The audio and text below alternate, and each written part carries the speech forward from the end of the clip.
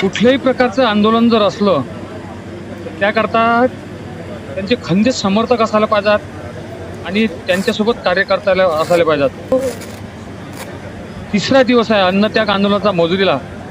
त्यांच्याकडूनच आपण वधून घेऊ की हे परिस्थिती जी निर्माण झाली आणि हे असंच आंदोलन चिघळलं तर भविष्यात आपण कुठला पर्याय करता येणार. नमस्कार दादा. मी संजय प्रभाकरराव देशमुख, राहणार मोजरी, प्रहारचा कार्यकर्ता. बच्चू कडू यांच्या आंदोलनाचा, अन्नत्याग आंदोलनाचा तिसरा दिवस आहे आणि शेतकरी दिवसेंदिवस मरणाला लागलेला आहे. मी स्वतः शेतकरी आहे, माझ्याजवळ शेती आहे, परंतु शेतीतून काही मिळत नाही. लोक शेती विकायला लागले, शेती सोडायला लागले. शेतीत लोक, तरुण पोरं जायला पाहत नाही. त्याचं कारण आहे उत्पादन खर्चावर आधारित भाव भेटत नाही, नफागृहीत भाव भेटत नाही. आणि कारखानदाराचं जर म्हटलं तर एखाद्या कारखान्यातून निघालेला जो माल आहे त्याला त्याचा नफा गृहीत धरून विकण्याची मुभा आहे. उत्पादन खर्चावर आधारित भाव त्याला मिळतो, परंतु हे शेतकऱ्याला नाही मिळत. तरी शेतकरी हा पूर्वीपासून शेती वाहत आहे ना. कसा आहे, तो परंपरागत विषय आहे. माणूस घरातली बैलजोडी विकायला पाहत नाही. परंपरागत विषय आहे, त्यामुळे तो सोडू शकत नाही. आणि हा जगाचा पोशिंदा आहे ना. आज जर शेतकऱ्याने शेती सोडली तर जग कशा भरोशावर जगन. तुम्हाला या आंदोलनातून समोर काय दिसतंय? कसं आहे, एक तर सरकार आहे लाडक्या बहिणीच्या भरोशावर आलेलं. शेतकऱ्याच्याच बहिणीनं, शेतकऱ्याच्याच मायनं मतदान केलेलं आहे. आता शेतकऱ्याच्या मायनं, शेतकऱ्याच्या बहिणीनं रस्त्यावर उतरवलं पाहिजे का? आम्ही जर तुम्हाला मतदान केलं तर तुम्ही आमच्या भावासाठी काहीतरी करा, माझ्या नवऱ्यासाठी काहीतरी करा, माझ्या शेतकरी पोरासाठी काहीतरी करा. हे शेतकऱ्याकडे त्यांनी मागणी केली पाहिजे. आता महिलांचं काम आहे, तुम्ही त्यांना खुर्चीवर बसवलं ना तर खुर्चीतल्या माणसाला जागवण्याचं काम आता त्या लाडक्या बहिणीनं केलं पाहिजे. बहुमतात सरकार आहे आणि सरकार सत्ताधाऱ्यांना एक विनंती करतो की शेतकऱ्याचा अंत पाहू नये. शेतकरी हा जगाचा पोशिंदा. आज तर सत्ताधारी जगत अंत शेतकऱ्याच्या भरोशावर आहे. हे काही कोणा कारखान्यातून निघालेलं अन्न नाही आहे. तुम्हाला वाटत नाही का जे लढतात त्यांच्या मागे सुद्धा शेतकरी हा पक्ष धर्म यामध्ये गुंतलेला आहे? 100% अटकलेला आहे. शेतकऱ्याच्या बाबतीत ही शोकांतिका आहे. जात पात, धर्म, पक्ष, नेता याच्यात सगळा शेतकरी अटकलेला आहे. हा पूर्वीपासूनच अटकलेला आहे. पण कसं आहे, जसं संघटित कर्मचाऱ्याचं आंदोलन होतं एका SMS वर, एका संदेशावर, तसं शेतकऱ्यांनी जागृत व्हायला पाहिजे. आज बच्चू कडू बसले आहेत, उद्या मी बसेल, परवा तो बसेल. पण विषय हा जर आपल्या हिताचा असेल तर पक्ष, जात पात सगळं सोडून तुम्ही इथे या. हे सर्व तुमचं बरोबर आहे. आज शेतकरी महाराष्ट्रातला किंवा विदर्भातला शेतकरी ज्या प्रमाणात पाहिजे त्या प्रमाणात या आंदोलनाला सपोर्ट करीत नाही. सपोर्ट आहे पण ज्या प्रमाणात पाहिजे त्या प्रमाणात नाही.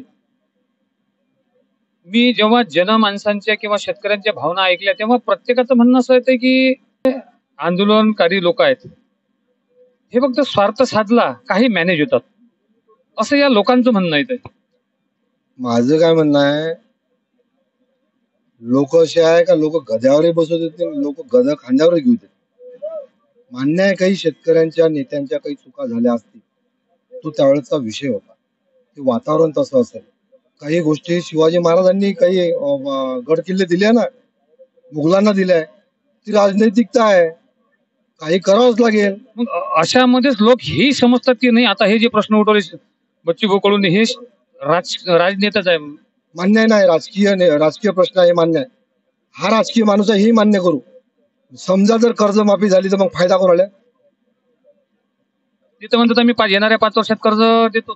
दिन कधी? तुम्ही मुहूर्त द्या ना. तुम्ही सांगा ना 3 वर्षानंतर कर्जमाफी देऊ, 4 वर्षानंतर देऊ. आज शेतकरी फसलाय अर्धा. कर्जमाफीचं आश्वासन दिलं, मतं घेतले. आता काय म्हणते, आम्ही आमच्या हिशोबाने 5 वर्षात कधी कर्जमाफी करू ते पाहू. पण आज काही शेतकऱ्यांनी कर्ज भरलं ना. मी स्वतः याचा बळी आहो ना. पण ज्या उद्धव साहेबांनी जाहीररित्या सांगितलं होतं की बाबा मी कर्जमाफी तुम्हाला आल्याबरोबर देईल, त्यांनी कर्जमाफी दिल्यावर सुद्धा लोकांनी त्यांना स्वीकारलं नाही ना. स्वीकारलं लोकांनी. 20 सीट नाही, मला एक लाडक्या बहिणीनं स्वीकारलंच पाहिजे. लाडक्या बहिणीनं जरी वादा केला असेल पण त्यांच्या आज 20 सीट आल्या. मग इमानदार माणसाचं या राज्यात काही चालतंय का? आश्वासन देणं आणि ते परिपूर्ण त्यांची पूर्तता न करणं. ते सरळ सांगतात ना, शहा सांगून आले की तो जुमला होता 15 लाखाचा. मग याच्यापेक्षा काय आता या सरकारच्या विरोधात बोलायचं? म्हणूनच बच्चू म्हणतात का तुम्ही नेत्यावर विश्वास ठेवू नका, तुम्ही स्वतःच्या नेत्यावर विश्वास ठेवू मग नेत्यावर विश्वास ठेवू नका हे तुमचं म्हणणं बरोबर. मग गुवाहाटीचा प्रश्न काय आला? विषय गुवाहाटीचा तसा नाही आहे. गुवाहाटी हा प्रहारचा स्वतंत्र पक्ष आहे, आम्ही स्वतंत्र विचार करू शकतो. आम्हाला जिथं आमचं हित, लोकांचं हित, दिव्यांगाचं हित, नाही, तुम्ही बोलताना आमचं हित म्हटलं, मग नितीश कुमार हे बिहारमध्ये त्यांचं स्वतःचं हित पाहतात. मग प्रत्येक वेळेस ते लोकांच्या मनात ती भावना त्यांची जी असते ती विरोधात जाणार नाही का? नाही, आमचं हित म्हणजे संघटन कायम राहिलं पाहिजे. आम्ही आमची संपत्ती वाढवासाठी आमचं हित नाही म्हटलं, संघटन कायम राहिलं पाहिजे, एक विचार कायम राहिला पाहिजे. आता मला एक सांगा, राष्ट्रवादी शरद पवार साहेबांनी मला वाटतं 2018 मध्ये बीजेपीच्या सरकारला बाहेरून सपोर्ट केला होता की नाही केला होता? ते नालायक आहेत. नाही आपण असं समजू की ते नालायक आहेत म्हणून आपण त्यांची पुनरावृत्ती करायची का? नाही नाही नाही नाही, नालायक नाहीये. नालायक ते नालायक आहेत तसं सारं कमेंट्स पहा तुम्ही, ते नालायक आहेत असं समज ना. आपण त्याची पुनरावृत्ती करायची. नाही, पुनरावृत्ती नाही. माझं काय म्हणणं आहे, आम्ही गुवाहाटीला गेलो, दिव्यांग मंत्रालय आणलं. आज भारतात नव्हे जगात कुठंच दिव्यांग मंत्रालय नाही. ज्याला 4 हात नाही, 2 हात नाही, 2 पाय नाही, डोळे नाही, कान नाही, अशा लोकांसाठी जर कुठं जरी आगीत उडी घ्यायचं काम पडतं तर घ्या लागेल ना.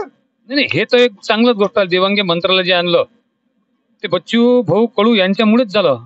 हे सर्व महाराष्ट्र कबूल करतोय.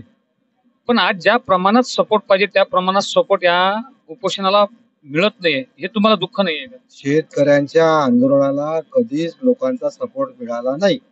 ते शरद जोशी साहेबांनी ती किमया करून दाखवली होती, पण शरद जोशी साहेबांनंतर बच्चू त्याच्या पाठीपाठी चालत गेले. परंतु आजची परिस्थिती अशी आहे की आज हिंदू, मुस्लिम, ओबीसी, मराठा हे सगळं फेकलाय ना, हे बॉम्ब फेकले ना, लोक विभागले ना. मी मराठा, तुम्ही ओबीसी, मग मी त्यासाठी कसं जाऊ, मी यासाठी कसं जाऊ, याच्यात विभागलाय ना. अर्धे तो ओट्यावरच गप्पा करून राहिले. बरं मी काय म्हणतो, याच्यातून आता फलित काय? हे समजा उपोषण किती दिवस चालेल आणि याच्यानंतर पुढचा टप्पा काय? बच्चूंनी सांगितलं का माझी अंत्ययात्रा निघाली तरी मी इथून उठणार नाही. परंतु एक कार्यकर्ता म्हणून मी हेच म्हणेल, लाख मेला तर चालेल, लाखाचा पोशिंदा निघाला पाहिजे, आम्ही त्याची काळजी करू. हे आहेत प्रहारचे देशमुख. खरंच असा माणूस, ते जे बोलले की माझी अंत्ययात्रा निघेल, असे माणसं जगायला पाहिजेत. मग ते मनोज जरांगे असो, आज अण्णा हजारे झोपलेले आहेत. जसे बीजेपी सरकारवर तसं अण्णा हजारे झोपले, आज उठायला तयार नाहीत. पण आज जे बच्चू भाऊचं इथे आंदोलन त्यांनी चालू केलेलं आहे, या आंदोलनाला ज्या प्रमाणात सपोर्ट मिळाला पाहिजे त्या प्रमाणात सपोर्ट मिळत नाही. मी विदर्भातल्या, महाराष्ट्रातल्या शेतकऱ्यांना विनंती करतो की बच्चू भाऊंनी जे प्रश्न इथं उपस्थित केले हे शेतकऱ्याचे, अंध, अपंग, दिव्यांगाचे आहेत. ते प्रश्न सॉल्व्ह झाल्यानंतर त्याचा फायदा प्रत्येक शेतकऱ्याला होईल. तिथं मग पक्षपात येणार नाही, प्रत्येक पक्षाला त्याचा उपभोग होईल. म्हणून आपण त्या आंदोलनात न जावं हा उद्देश डोक्यातून काढून एक शेतकऱ्याचा तिथं मसिया बसलेला आहे, या उद्देशाने नक्कीच आपण या आंदोलनाकडे आपले पाय ओढावा हीच मी तुम्हाला प्रार्थना करतो आणि ईश्वराला ही प्रार्थना करतो की यांना सद्बुद्धी द्या शेतकऱ्यांना, आणि हे आंदोलन सक्सेस होण्याकरता. आणि सरकारला एक विनंती करतो की असा माणूस, यांचे कुठेतरी प्रश्न सॉल्व्ह झाले पाहिजेत, याकरता सरकारला सुद्धा मी विनंती करतो. असेच नवीन नवीन व्हिडिओ पाहण्याकरता पाहत राहा गन्ना काफन्ना यूट्यूब चॅनल. प्रस्तुत करता गणेश पटेल साखरे, कॅमेरामन जगदीश बर्डे.